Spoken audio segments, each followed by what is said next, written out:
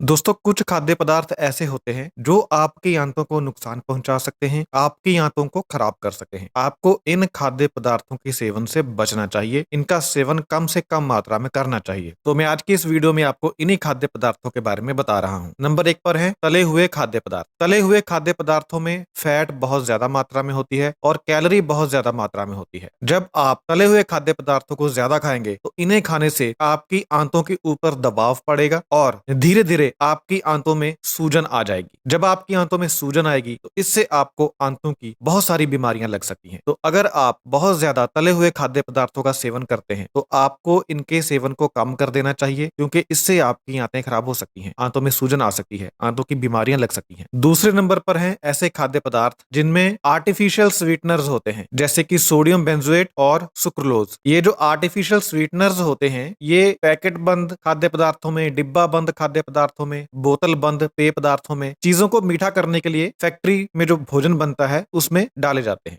ये जो artificial sweetener होते हैं ये जब आपकी आंतों के अंदर जाते हैं तो आंतों के अंदर जो गुड बैक्टीरिया होता है उसे मार देते हैं और गुड बैक्टीरिया की ग्रोथ को कम कर देते हैं। इससे आपके पाचन सिस्टम के ऊपर बहुत बुरा असर होता है, आपकी आंतों के ऊपर बहुत बुरा असर होता है। आपको आगे चलकर पाचन से संबंधित और आंतों से संबंधित बहुत सारी समस्याओं का सामना करना पड़ सकता है अगर आप आर्टिफिशियल स्वीटनर्स का ज्यादा इस्तेमाल करते हैं, ऐसी चीजें ज्यादा खाते हैं जिनमें आर्टिफिशियल स्वीटनर होते हैं। अगली चीज जो आंतों को खराब कर सकती है वो है शराब। जब आप ज्यादा शराब पीते हैं तो इससे आपकी आंत के अंदर एक पतली सी परत होती है, उस परत को नुकसान पहुंचता है जिससे आपकी आंतों के अंदर सूजन आ सकती है। सूजन आने की वजह से आपको आंतों की कई सारी बीमारियां लग सकती हैं, आंतों में दर्द हो सकता है, आंतों में जलन हो सकती है। तो ज्यादा शराब का सेवन भी आपको नहीं करना चाहिए। इसके बाद है लैक्टोज। लैक्टोज डेयरी प्रोडक्ट्स में होता है। लैक्टोज का नुकसान सबको नहीं होता, सिर्फ उन्हीं को होता है जो लोग इसको सहन नहीं कर सकते। तो लैक्टोज की वजह से भी पेट फूलना, दस्त और पेट दर्द जैसी समस्याएं हो सकती हैं और आंतों को नुकसान हो सकता है। इसके बाद है प्रोसेस्ड फूड। जो प्रोसेस्ड फूड होता है उसमें फाइबर कम होता है, फैट बहुत ज्यादा होती है, चीनी बहुत ज्यादा होती है, नमक बहुत ज्यादा होता है। ज्यादा फैट, ज्यादा चीनी, ज्यादा नमक आपकी आंतों की हेल्थ के लिए अच्छा नहीं होता, आंतों की हेल्थ के लिए हानिकारक होता है। इससे आपकी आंतों के ऊपर नकारात्मक असर होता है, आपको आंतों की बीमारियां लग सकती हैं, आंतों में सूजन आ सकती है, जलन हो सकती है। तो प्रोसेस्ड फूड आपको कम से कम खाना चाहिए। इन खाद्य पदार्थों के अलावा स्ट्रेस यानी तनाव